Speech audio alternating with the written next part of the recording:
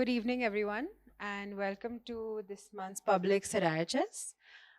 My name is Aditi, and I work here at IIHS, and I'm very excited today to introduce to you Janaki Srinivasan, whose book we will be speaking about today. Let me start with the formalities and read your bio so everyone gets a good and quick background to your work. So, Janaki Srinivasan is a faculty member at the International Institute of Information Technology, Bangalore, IIITB, and the convener of the Institute's Center for Information Technology and Public Policy. Besides the politics of information technology based development, her current research examines various aspects of digital labor, including algorithmic control and fairness in gig work and automation. And I'm very delighted to be in conversation with Janaki today, whose book is called The Political Lives of Information. And it's a beautifully, exquisitely in-depth study of three cases, quite varied in their approach and what they say. But all kind of coming around this idea of communities in India coming to terms with an increasing use of technology, with the promise of that technology delivering better outcomes for their lives in some way. And as the book title suggests, the book is not only about technology, but also about information, which is the central object of the book. And sitting in 2023, as I read this book, it struck me that it's so commonsensical for me to switch out technology for information and information for technology, because they seem so inextricably linked to our current economy and experiences of social life. And I learned through reading the book that this is not the correct assumption to make, and we will all kind of learn about how to pull these apart today, because of the arguments that are made in the book. But I think that commonsensical switching kind of also leads to the larger framing of the book, which is that technology is seen, especially today in 2023, as a panacea to fix many issues that have been going wrong, right? In India's kind of history, but also in India's developmental history, where we're always kind of in the place of development will fix something. It will, in the future, something better will come. And we're always trying to find the tools to make that happen. And the various jumps that we make between access to technology and empowerment and giving people more agency in their lives has settled more and more around technology, right? And so Janaki's book for me is one of those comprehensive texts to see the outcomes of this, the outcomes of this idea do not always yield the results for everyone, and don't have those results for communities equally. Now, I haven't given away the good stuff of the book. This is just the broad background to see how to kind of learn from the texts you've given us. And Janaki's arguments, like I said, are supported by exhaustive experiences, ethnographic detail, archival work, participant observation. And it really stands out in the book that there's a great depth of primary data that has gone in to build arguments around how we should think about information. And so what I will do quickly before we get into the conversation is give everyone a brief introduction to the three cases, the three empirical cases that Janaki uses in her book, and then really let Janaki explain to us how she's used these to talk about what information is. And I think for everyone sitting here, at least for the IIHS audience, I think we might be quite familiar with some of these cases or how they these cases and how social movements or communities access technology. But this idea of what information is really powerful in your book. And I'm hoping that that's something that all of us can take away through the evening. Janaki's work was conducted between 2009 and 2016, as we were just talking about. And part of this was part of your doctoral work, right, at the Information School at Berkeley.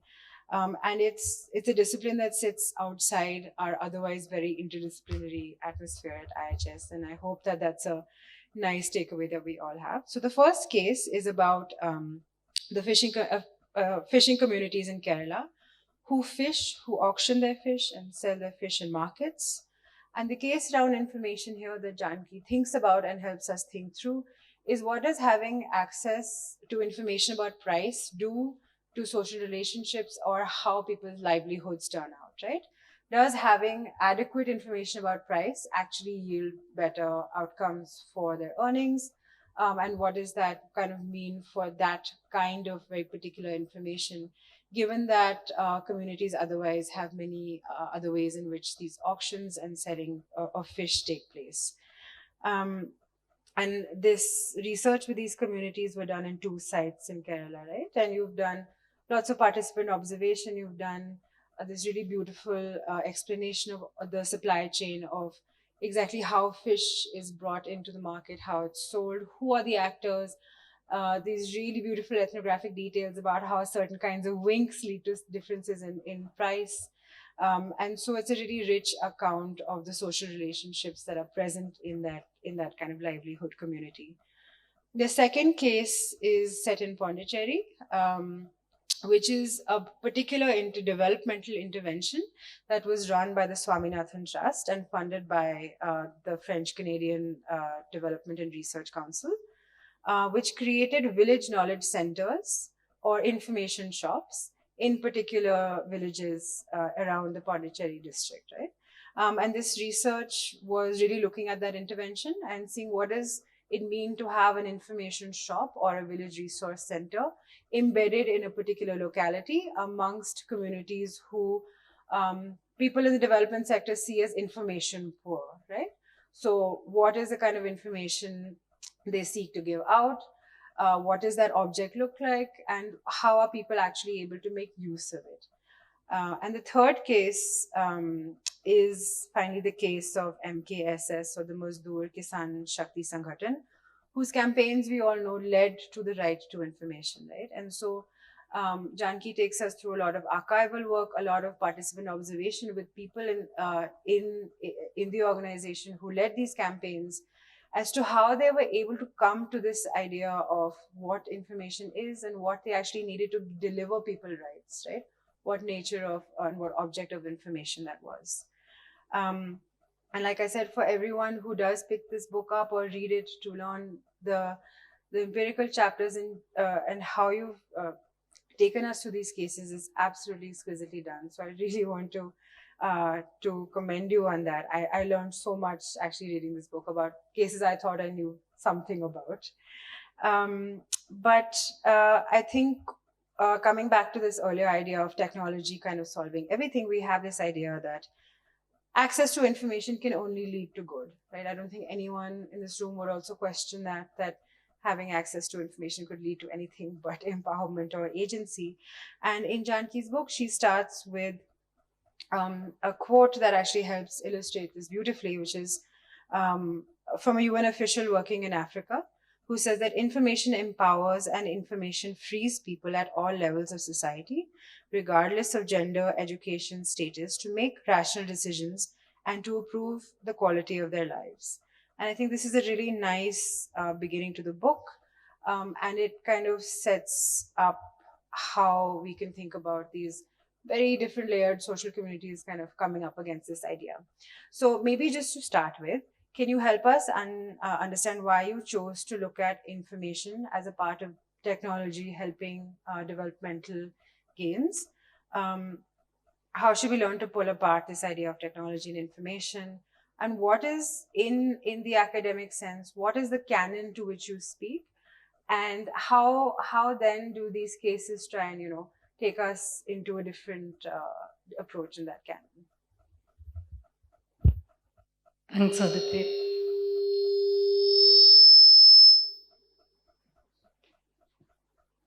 This is better? Yeah. So thank you for that super generous introduction.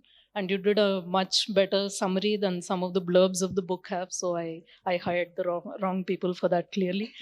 So thank you for that. And thanks to IIHS for this introduction, for this invitation to talk here. So to speak to your question, I think it is a very interesting question. And I also came to it from technology. So I had been studying this entire field of information and communication technologies for development. And what I started realizing over time was that when you start looking at some of these critically in terms of, is this really the silver bullet, or what kinds of politics does it end up obscuring, or is it turning our gaze away from structural issues and so on, we at least have the tools to study technology in those terms, right? So many of us here might be familiar with the idea of technological determinism, or the idea that when you introduce technology in a situation, it will automatically lead to certain kinds of outcomes. Good, bad, doesn't matter, but that determines what happens.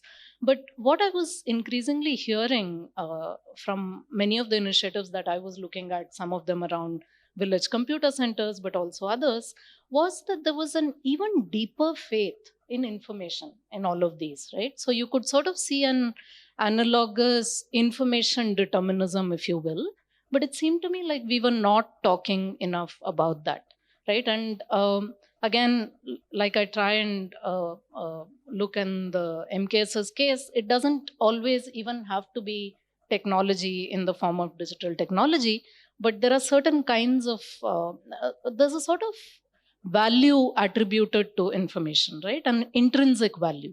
So what I try to do in this book, as Aditi pointed out, is to sort of denaturalize this kind of an understanding of information, which to me felt very important, because even as we question sort of technocratic visions, we don't seem to be questioning this faith in information as much. So that's sort of where I started from. In terms of the information studies question, the reason I rolled my eyes was, of course, I don't know the answer. And much like many other interdisciplinary sort of groups, it can mean whatever the person explaining it to you wants it to mean. And the particular kind of information school I went to sort of had its roots in library studies, which is one route that it takes. Another one comes from data studies and computer sciences, which takes a completely different framing of it. And I was very fortunate in that my grad school was very forgiving and very flexible. So they let me do whatever I wanted to do. But most information system focused schools, at least in the early 2000s, were largely thinking about how do we make information available, right? They were still not questioning what it was in that sense, or also what constitutes it, what are its politics, things that I think we are asking a lot more because of the focus on data today, was not really the case at that time. And in fact, I feel like we leapfrog directly to questioning data, and we didn't ask as many questions of information, right? So anyway, so that was part of what I wanted to say. Also, information itself has a very interesting evolution. Like you pointed out today, it's hard to question some of these things because I think they're common sense to us, right? Like who would say that information is not good? And maybe I wouldn't say it either, but I think the more productive questions to ask are, what is information? Who gets to decide what is information and what is not, right? Those are the kind of questions that I'm trying to get at. And what I do in the book a little bit in the first chapter is sort of trace this evolution of when did it become this way, right? Has information always been this sort of entity that we saw uh, as an object almost, that has particular kinds of properties? And what I argue is that that's not how it was always seen, and there's been some analysis of its history and evolution in the Western context, but not at all in countries like India, where it's being deployed as a development tool. Of course, economics is part of every such interesting evolution, and I trace that up a little bit. And cybernetics and information theory, which in the during the Cold War and especially in the US, start giving us the terminology and language to think of information as this object with certain kinds of properties, which then many disciplines, including economics, pick up on. And you have a bunch of Nobel Prize winners who will talk to you about information economics and what information can do. So all of these imaginations of what information is, that it has an intrinsic value, that it has properties like you can measure information, that it can be transmitted from person to person, carrying its properties across. And I trace a few more in a couple of chapters. But the point is that we have come to this point where development agencies, for instance, that is not the part of the problem they are looking at. They're looking at more, how do we then get it to people, right? which is obviously also important, but that earlier part of the puzzle was something that was of interest to me. And in the Indian case, I think, or even more globally, what is really interesting is how entities across the political spectrum have embraced this idea, which doesn't happen very often, right? So there's something very intuitively appealing, or through the evolution, that kind of a thing has been built up where everybody is able to embrace this. And that's the reason I chose these three particular cases. One which looks at information largely as lubricating markets and making them function better, which leads to certain kinds of outcomes.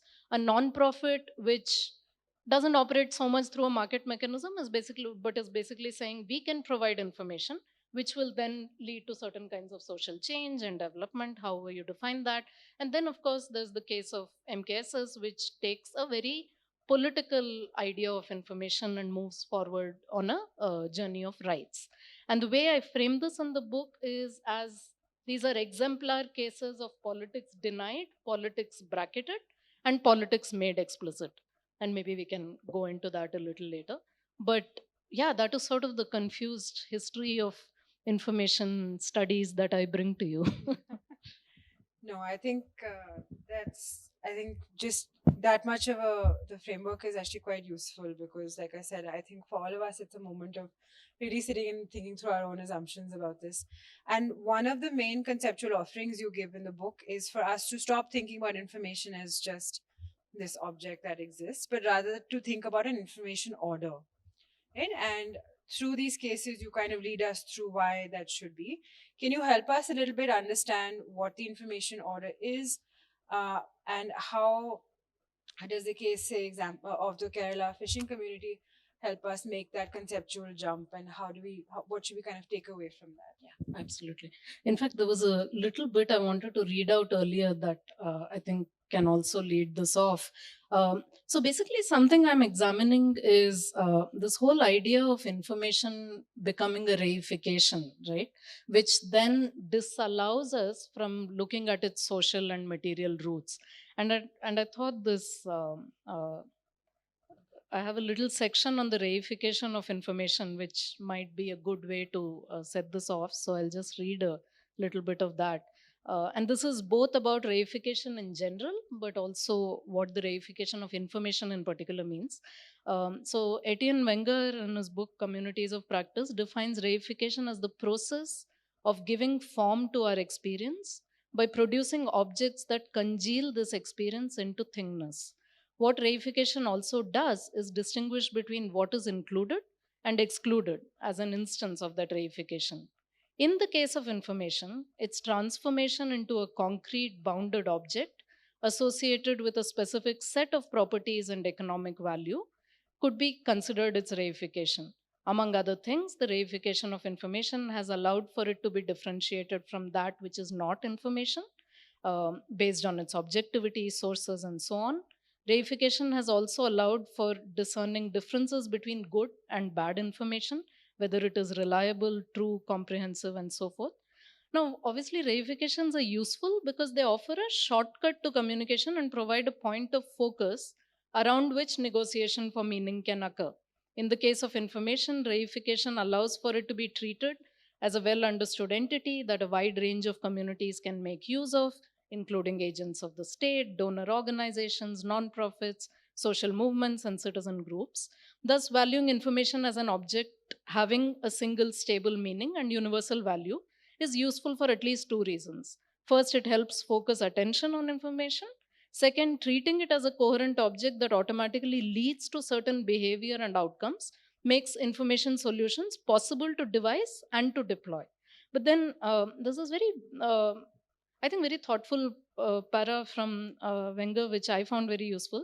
He says the power of reification, its succinctness, its portability, its potential physical persistence, its focusing effect is also its danger.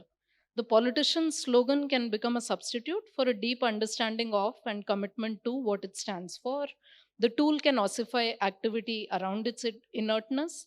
Procedure can hide broader meanings in blind sequences of operations, and the knowledge of a formula can lead to the illusion that one fully understands the processes it describes. The evocative power of reification is thus double edged. And then I go on to apply that to information to say that it's particularly palpable in the case of information, since information, and I discussed this a little bit in prior sections, does not have a single stable meaning to begin with. The benefit edge of the reification of information is easy to see as outlined previously, but reification also shifts the focus away from how the idea or thing called information is used in practice to assumptions about what it is and how it will be valued or used.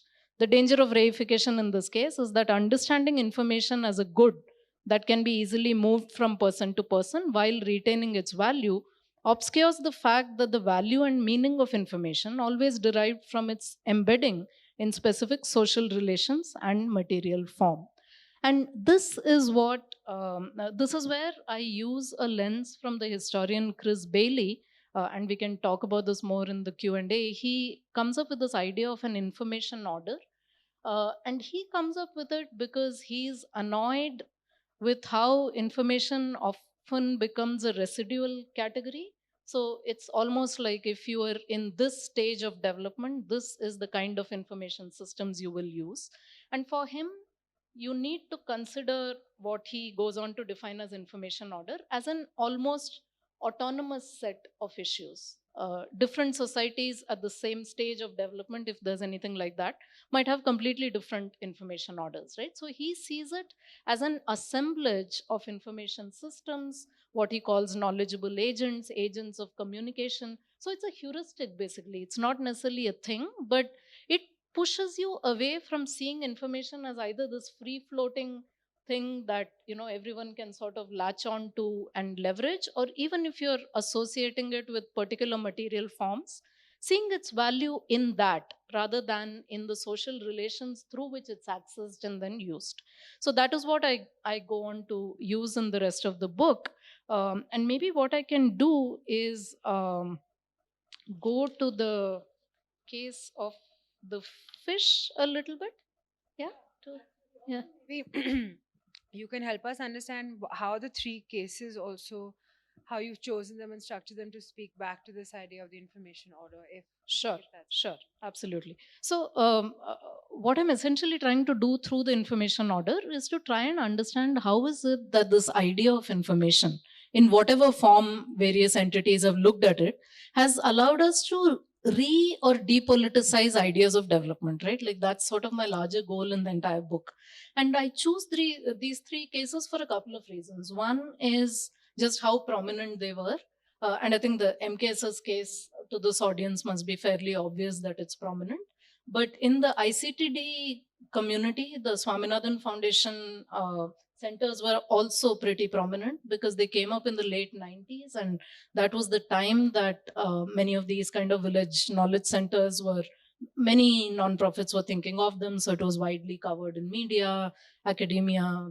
In fact, when in 2009, I was speaking to people in the village, they had a lot of memories of all these people who descended on the village and wanted to ask them how their lives had improved, right? So it was also a very prominent case. The case of the fish is actually slightly different in that the case that I use is one analysis of what happened. And I use this because this was by the economist Rob Jensen, published in a very reputable economics journal, and picked up beyond economics, which I think for me was very interesting because by the time we were doing the fieldwork for that project, uh, based on this idea that price information is critical to farmers and fishers, and that price information platforms are the solution, was very, very big.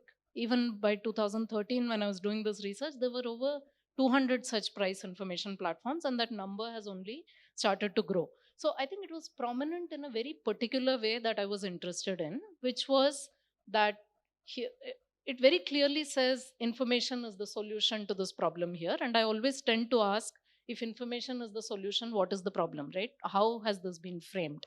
And that's the reason I chose these three. And like I was saying earlier, the other reason, of course, is how different they are ideologically and on the political spectrum. So when such different entities pick up the same idea, what is it they do with it? And what are its consequences for what happens in practice? So that was really the broader idea of where I was going with these three. So the case of the fish, put very simply, is this. I usually do this with a nice graphic. I forgot to get that, but because it's just a super sort of complicated landscape that we are talking about, I'll also read out a little bit because I think that can convey this a little better. But just to talk about Rob Jensen's research, which is sort of very prescient, very well designed. It's sort of the kind of before after situation that few researchers get in life. So he basically goes to Kerala. He's trying to figure out what happens when mobile connectivity is introduced. He goes district by district, and over 5 years, he surveys fishing markets to try and understand how the price of fish shifts as mobile phones come into the area. And neatly enough for him, it goes district by district, and he also goes district by district. A lot of hard work, none of that is to be denied, and also extremely well designed. But as often happens with any research, I guess, the caveats are not what people pick up on, especially people outside your discipline, right? So the broad takeaway that everyone took from this was that mobile phones were introduced. You had the buyers and sellers of fish who earlier could not really connect with each other. So the fishermen were out at sea and they would come back to any market that was close to them on the beach and sell. The sellers, on the other hand, would go to whatever markets were close to them.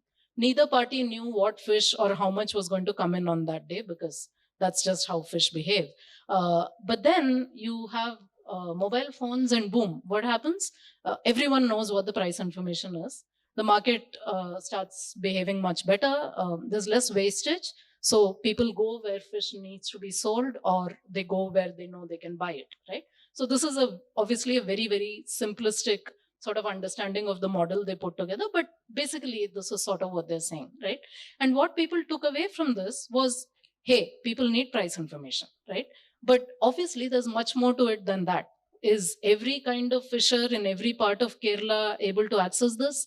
Is there something about how fish buying and selling in Kerala is organized such that price happens to matter? And I think this also came from a skepticism that my co-authors on this paper, Jenna Burrell, who was at that time at UC Berkeley, and Richa Kumar at IIT Delhi, all three of us had done work on ICTs and development, and somehow none of the farmers or fishers we were meeting were whining that they didn't have price information, right? So we were like, what is so special about Kerala, or what is so special about these fishers that they seem to really want this? So that's sort of what led us to be studying this.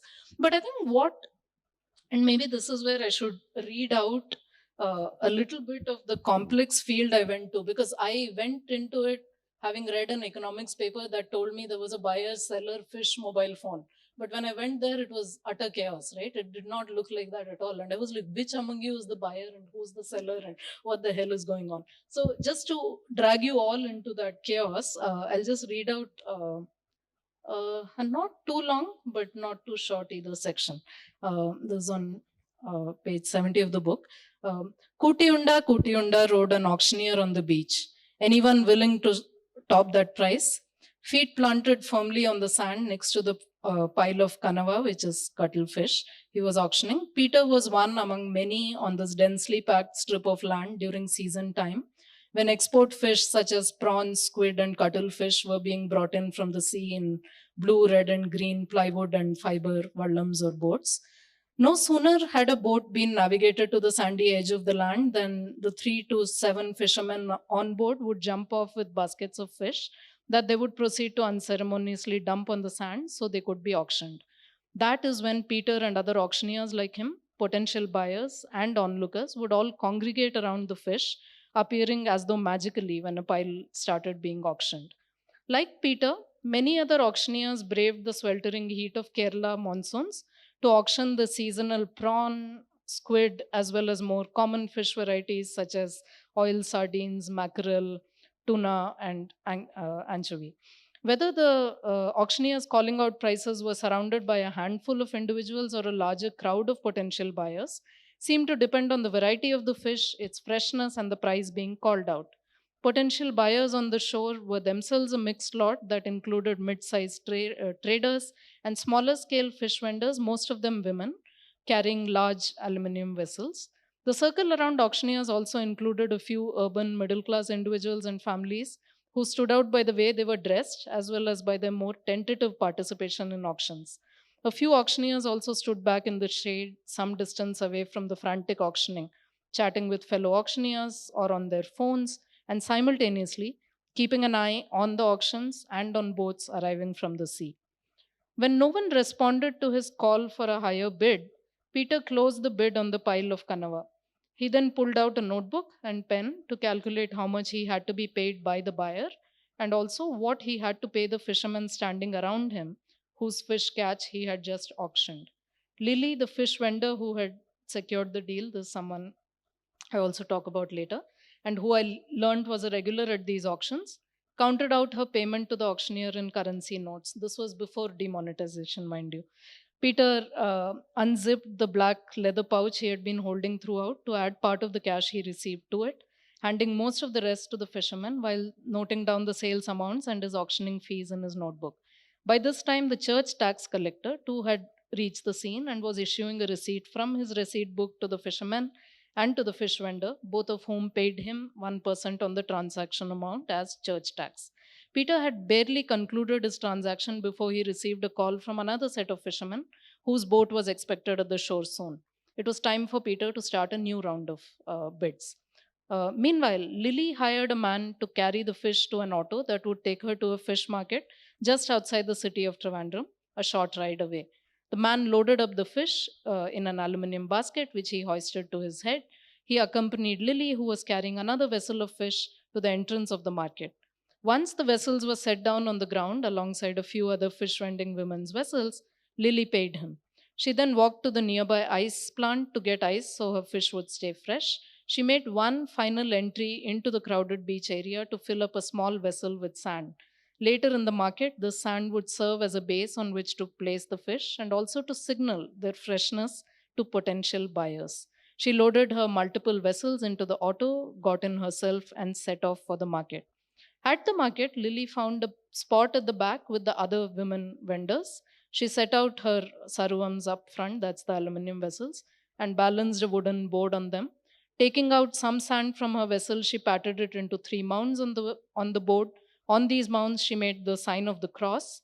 Then she placed fish on the mounds for display and sale. One pile for the tuna, another for crabs, and so on.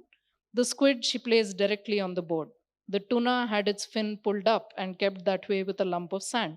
A small bowl was set aside for earnings. Everything that came from customers went into the bowl and she would count it up at the end of the day.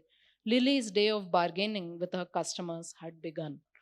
So the reason I read this out was because it wasn't just buyers and sellers, right? Buyers and sellers were not single categories. So you had various kinds of buyers, various kinds of sellers. There are a bunch of new actors. One of them, the most interesting one, is the church tax collector, but maybe we can go into that later. There's also the auctioneer. And the reason all of these were important and the information order lens allowed me to see this was because I was paying attention to what are we calling price information? Where is it coming from? Right? And typically when you talk about this from a supply demand kind of understanding, price emerges almost naturally, right? It automatically just comes up. And I'm not like pushing back against the larger economics behind that, but the point is this happens through contestation, right? People are bargaining, and each of the female fish vendors, for instance, who are very small scale sellers, are really interested in maintaining relationships with their customers, which means maximizing price is not really what they are working on, right? Again, how much price information matters to you depends a lot on scale. It also depends on geography. There are differences between North and South Kerala. Uh, uh, how many tons of fish you can bring in, what kinds of boats you use, and there's much more detail in the book. But basically, what all of this adds up to is that who you are is very, very important to determining whether price information is even important to you. Now, even if it is important, are you able to access it? It's one thing to say you have a mobile phone, but unless you have a social network through which you know who to call, what use is that going to be, right?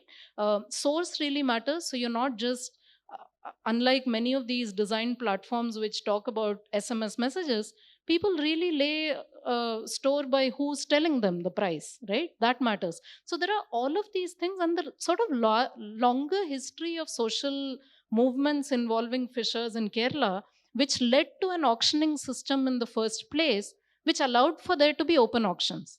And again, in the book, I go a little bit more into how this auctioning system is set up, what it means for the relationship between the fisher and the auctioneer, because the auctioneer is often from a cooperative or it might be an investor, but they only get auctioning rights. So before this auctioning system was set up, they basically could sell your fish at whatever price because they had lent you the money to buy the boat. So there's a whole investment cycle here also, which complicates things. But the larger point is that all of that gets erased, and instead we come out with this idea that price information is critical. That's the main thing people use their mobile phones for. And mind you, people are very attached to their mobile phones even back in 2012. And I'm sure it's only sort of intensified, but they used it for many other things, right? And how a woman vendor could use it, what she could use it for, was very different. So all of these things sort of jump out at you when you try and look for the social roots of information, which is what the information order lens really allowed me to do.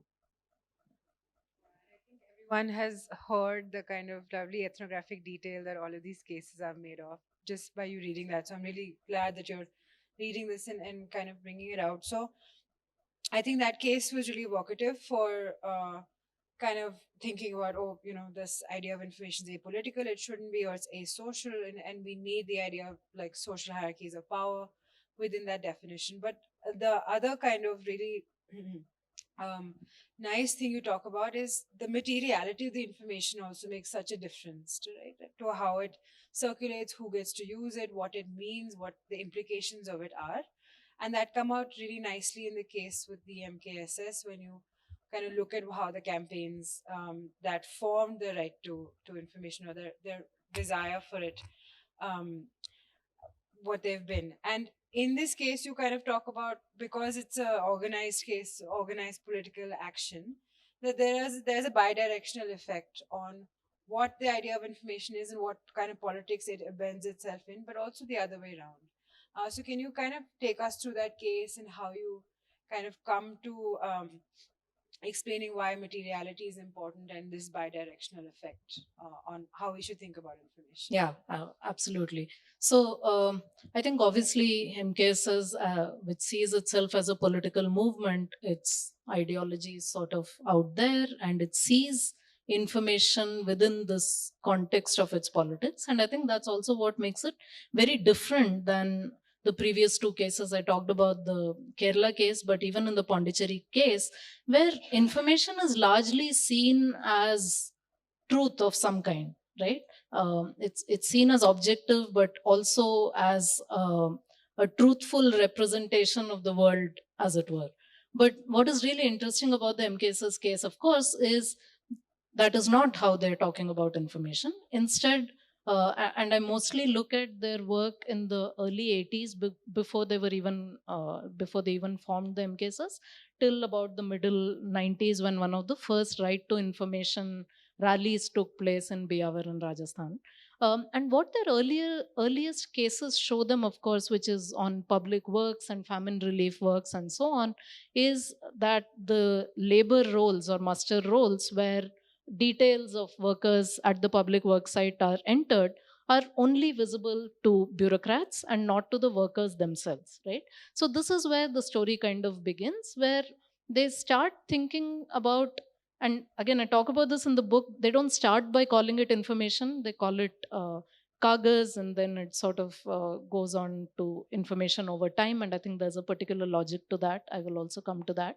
But the point is that the idea here is of using information as an entry point to contest and ask certain things of the state. So basically what you're doing is pitting the official version of what happened with people's versions of what they say happened, right? And the idea really, whether with their initial rallies or later they have these public hearings where you sort of document what people are saying, have an eminent panel of people make decisions, and you read out what people are saying, compare it to what the official records are saying, which under the Official Secrets Act is not available to people, etc.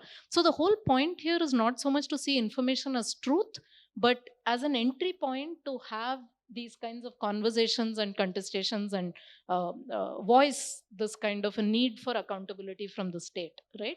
So this is how the politics of MKSs shapes how they use information in their work. But at the same time, I think there are certain qualities to this very idea of information which allowed them to do that, so hence the bidirectionality. And I think there are many things in that, right? So for instance, one of the interesting switches that happens in the work of the MKSs between the late 80s, when they're really pushing for an increase in funding to public works programs like famine relief, to the early 90s when they start framing this more in terms of accountability and public hearing, um, I find is that, of course, what happens in 91 in India is liberalization, after which you get a sense that pushing for more funding is probably not going to take us very far. So, how can we approach this in a slightly different way and in a way that resonates with global conversations around um, uh, other ways to approach some of these schemes, right? And accountability and transparency become ways in which they do that. This is also the time that freedom of information legislations are the numbers of countries who have freedom of information legislations goes up. This is when it starts, right? So that discourse helps them also, because information is this like really vague baggy term which can mean whatever you want it to mean. It also allows you to gather together even within the campaign different kinds of people. How is it that you make a middle class individuals sitting in the towns of Rajasthan or later Delhi, etc., care about muster rolls? Very hard, probably can't, right? So other ways in which you can think about this, and I think that's part of what pushes them to move beyond kagas to talking more broadly about this thing called information. And I get into a lot more archival detail about the Right to Information rally, where you have journalists talking about information, right? They're talking about corruption and connecting it to that. They're connecting national level scams to that, right? So it's no longer only about famine relief or rural welfare programs which apply to people who are not us, right? Interestingly, what happens is everyone finds their own hook into this idea of information. I also wanted to, I keep forgetting to read out things, but for any of you who haven't met Shankar Singh from the MKSS, this is just so that you at least hear what he has to say. I mean, I obviously can't compete with how he would have said it, but I think it's a nice intro to how this particular way of thinking about information, or in this case, he's talking about kagas, but still. We have all been hearing for a long time that there is corruption, that stealing takes place in welfare schemes. However, unless you know the specifics, you won't know what it entails or how it is done. Till you see the documents, you don't know. It was when we got hold of the documents that we saw the difference between the story the documents told and the story we were told by welfare recipients. Funds have to be accounted for, and this requires an account be laid out in the documents. You have to book expenses at every level, from the center or the state to the block level, to the village, to the worksite. What are the stories being told at each level? Even if you do not have enough children to show at the Anganwadi, you still have to create false records that show children at the center. If these false records are taken to the public, what happens? For there is what the documents say, and then there is what people's tongues say. The government trusts only the documents, not people's tongues, but people proved that false. Kagas mein ek jadoo hai.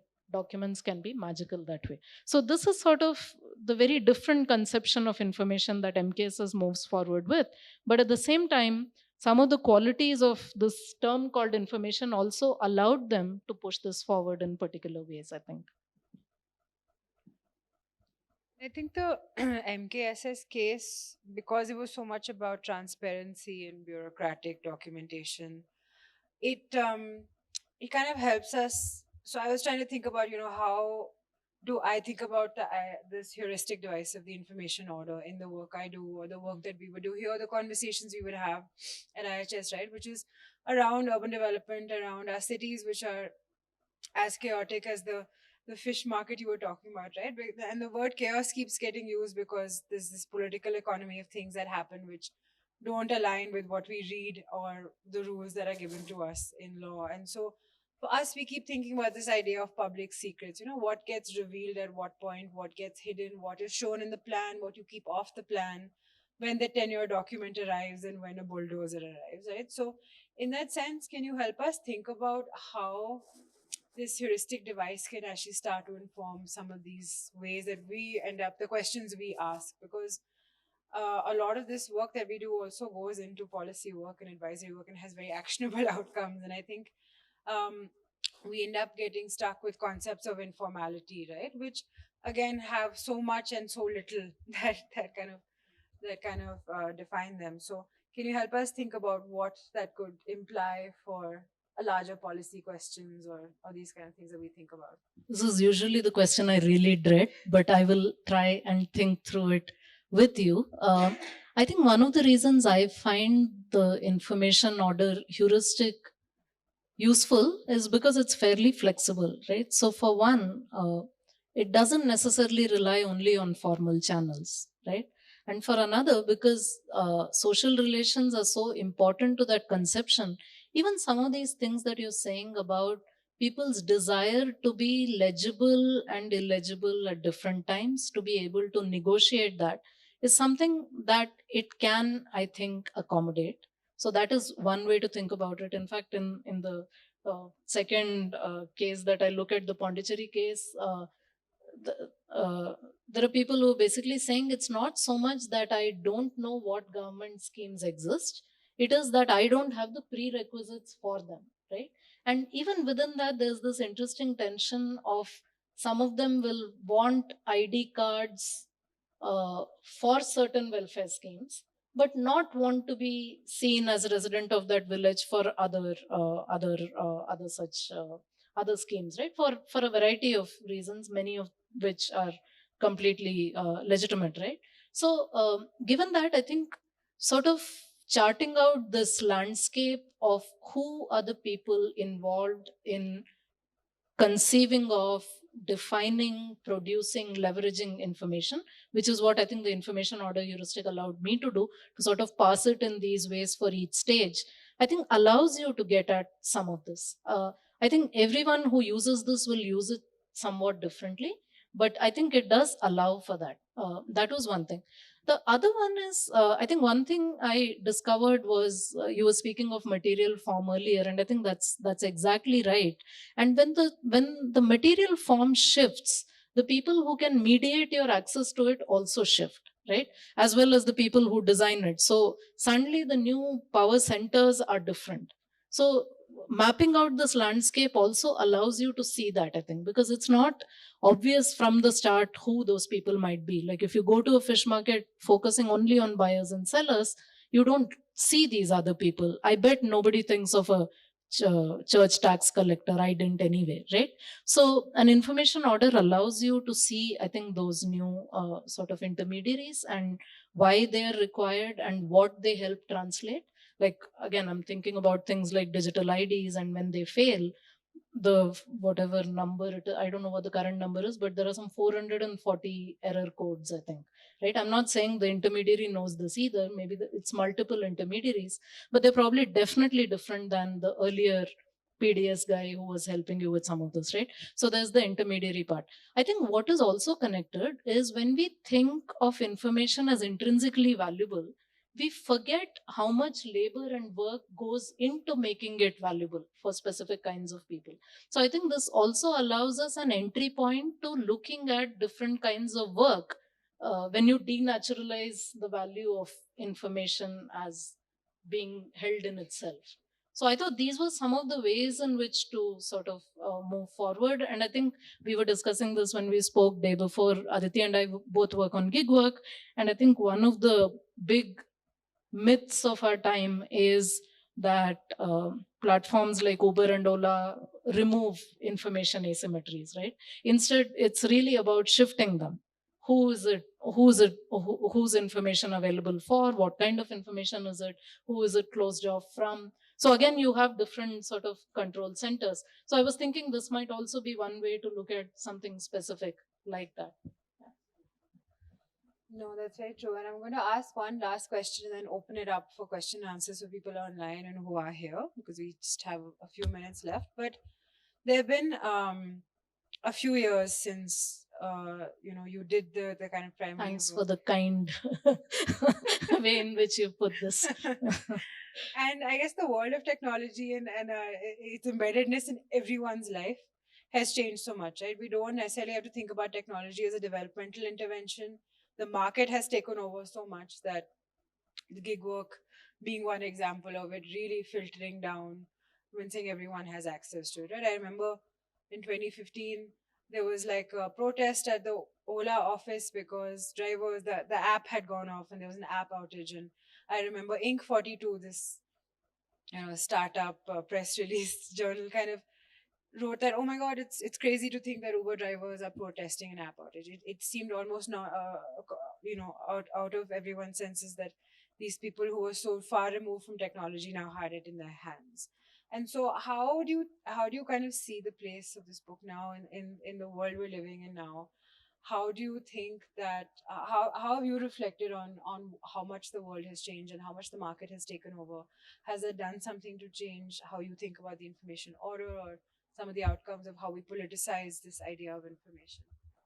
See, I mean, I think it's done a bunch of things for me. Maybe not all of them align with the specific kind of questions you're asking, but for instance, a lot of my earlier work or even what I do today continues to focus on how technology, or in these cases information focused technologies, has worked for users.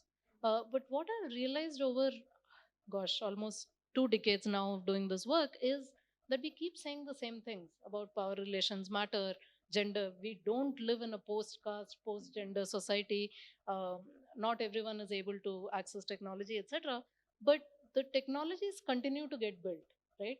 And they seem to have very similar blind sides to them. So, one of the things I have realized at least is it's very important to map the social worlds of designers and the social worlds of users and see what specific things become invisible to them, right?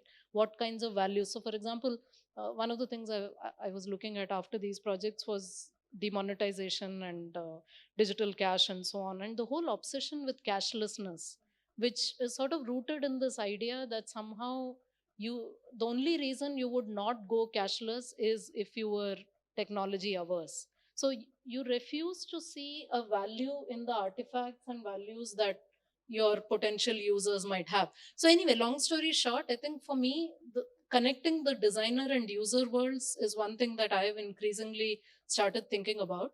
Of course, one of the things that's also happened is, I think I was mentioning this earlier, now we talk a lot more about data. And there was this, whatever, triangle pyramid, whatever, that I used to hear about in the early 2000s, which is data, information, knowledge, and wisdom, right? And basically, this is very neutral, objective, and it becomes interpretive as you go up. When I was doing my grad studies, information somehow seemed to be the bottom rung. Nobody was thinking about data. Now we are thinking about data. But the other thing that shows me is that all of us really want, and I think the reification bit that I read out also makes this point. You can see why we want a term that everyone will agree on. And in fact, Chris Bailey, the historian, in his definition of information, sees information as something low level enough that everybody agrees on it. But increasingly, you realize there's no such thing, right? Lisa Gittelman, in a 2013 book, the title was Raw Data is an Oxymoron. And I think this is something that's going to keep coming back to us when you talk about some of the platforms we are talking about today. Again, algorithms. If I had a rupee for every time I heard someone say, we don't discriminate because we have automated, right?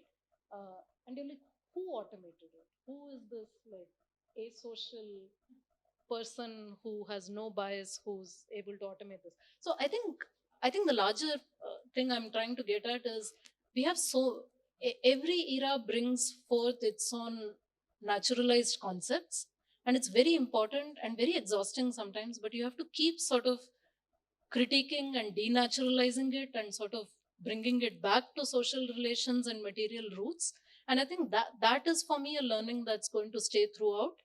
What I denaturalize has obviously shifted, but I think for me that is sort of the broader thing that I carry with me. think it's something that can resonate with everyone, that kind of a message. So I'm going to pause here and just wait to see if questions pop up online, and if for everyone who's here in the room with us, is there anything that you'd like to ask Janaki? This is the moment. We have about 5 minutes left. I think we're a little bit over time, but we can take 5 minutes. Can we That was lovely, actually. I was thinking about, and thank you for clarifying the data and the information, because I was thinking about what happened between those two terms.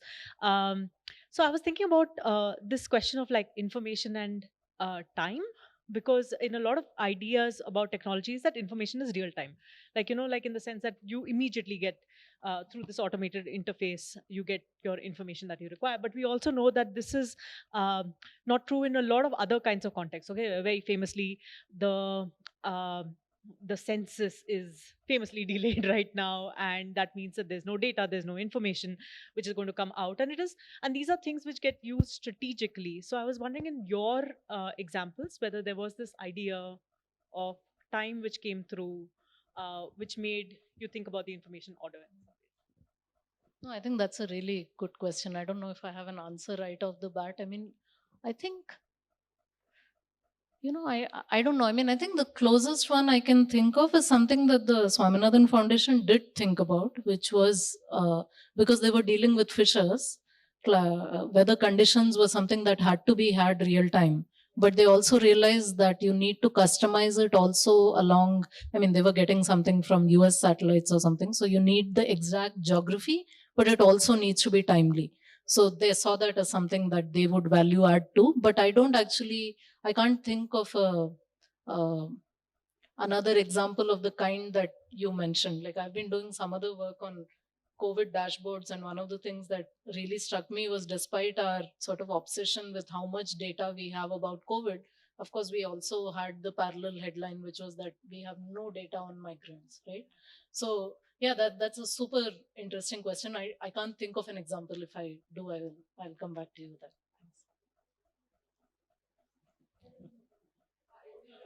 Thanks.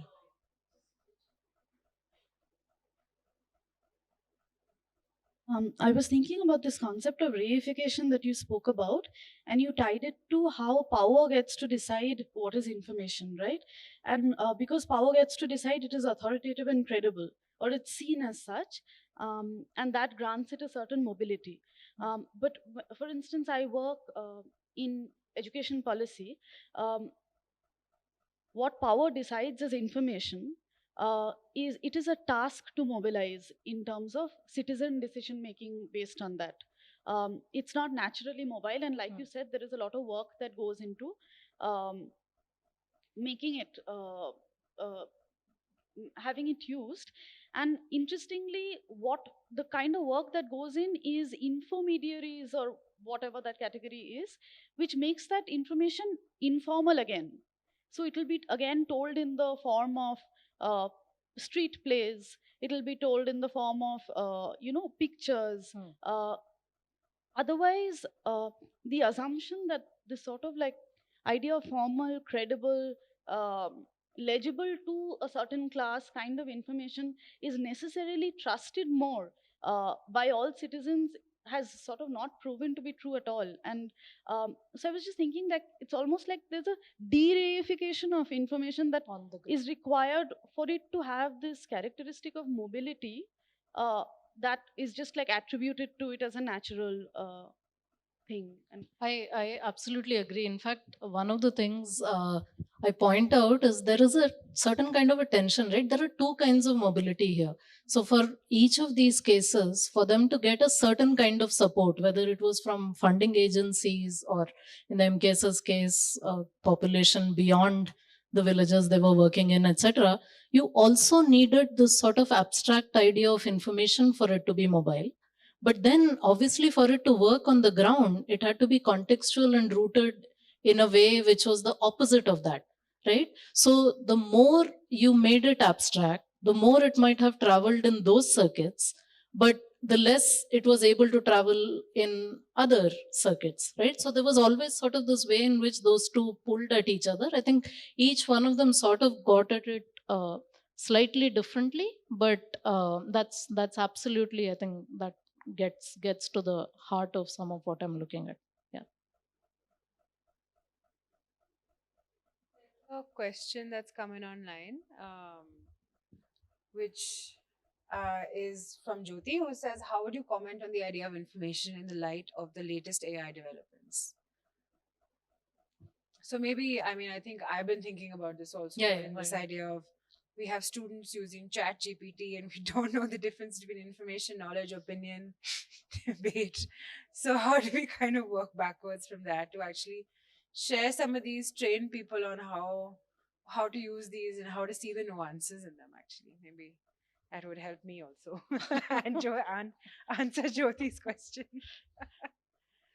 I don't know. I'm only thinking of it in some of these, what I was saying earlier about bias and denaturalizing and so on. If I had an answer to that question, it would have helped me a lot last month when I was grading. Let me just put it that way. Okay, fair enough. There's no easy answer to looking at that, and I think it's gotten too complex to actually. Yeah, try I and think tease that apart. your broader point is that, I mean, I think our initial reaction, a lot of us, was to say, oh, plagiarism, right? I think we have a slightly more evolved and nuanced perspective now. It's, at the least, I want to try and understand how is it you went about to get this, right? Yeah. So that's my really uninformed first stage evolution on this kind of an answer.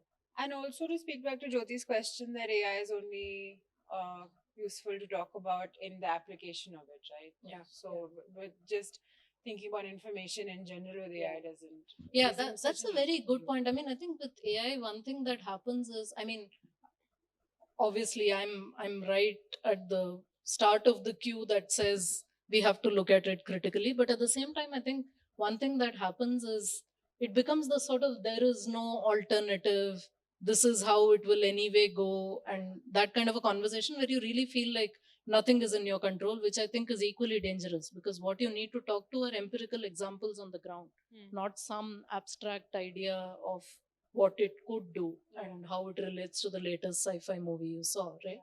That isn't really very productive on the ground. So, any other questions, or shall we wrap up on the point that AI is very complex? Okay, so last question.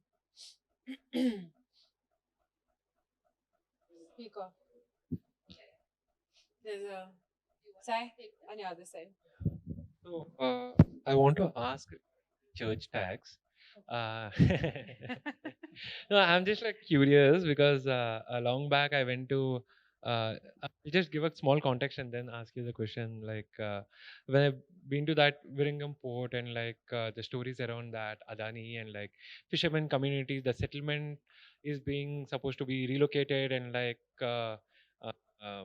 Adani could not able to crack that thing. They went through the church and like suddenly church agreed for it and like the entire settlement got relocated. So my question over here is like if if everything get digitized and like cashless economy happens and all, how will is the church agreeing for that? Will they lose that cut? Are they scared? How will they support it? Are they supporting or opposing it? Even if they go cashless economy and like digital transactions and all, what will still be their role? Will they still be getting that 1% cut, giving that receipt? I'm just curious. Yeah, that's a great question. I don't know the answer to that, and I should say 2012, when I did my first tranche of research here, there was no port. 2016 there was. So some of these points that you bring up, and overall the power of the church, for instance, every time the government wants they have a trawler ban in particular months, right? All of those are actually routed through the church because they know that's the way it gets heard. And actually 2016, again, I was there before demonetization, and obviously these apps and all of this was not that big. And in fact, I was researching mobile wallets at that time, and one thing I found was that it was largely the migrants who were using it, not the locals, because unlike many other parts of India where you don't have ways to withdraw cash, Kerala, everyone knew where to, like, they knew where the nearest Western Union was, but also the ATMs. And because just the geography of the state, it wasn't like that was an issue for people, right? So it didn't look that cashless to me, but it's a great question how they would do that. I would be really surprised if they let go of that tax. Also, because the fishermen actually find it very useful. That feeds into a welfare fund for anyone who passes away while at sea, etc. So my assumption is that there would have been a way in which they made it legible to themselves, and it would not have had so much opposition from the fishers either, because most of the people I spoke to spoke highly of that fund and how it, because there's a very strong sense of community which comes also from the nature of the occupation they are involved in, right? Like every 3 months, every monsoon, someone is going to get washed away. Unfortunately, that's the fact. So it's a very tight community in that sense, and the church seems like one of the ways in which it's stayed tight. So I would imagine that there would have been a way in which the church was worked in, but I don't know for a fact. So I think with that, maybe we can close today's session of Publics and congratulate Janaki again on the book coming out. And we look forward to hosting you for your next book. Give me 2 decades maybe. I also just wanted to put in a note to say the book is available open access on the MIT Press website. So please feel free to download. Incredible. Absolutely incredible, I think. No, I'm very glad, and I hope people get to read it, and I'm open to comments. You can find my email ID anywhere, and would really like people to respond. Thank you. Thanks so much again for the opportunity. This was lovely. So yeah, thank you. Thank you. And thank you everyone for coming and for joining online.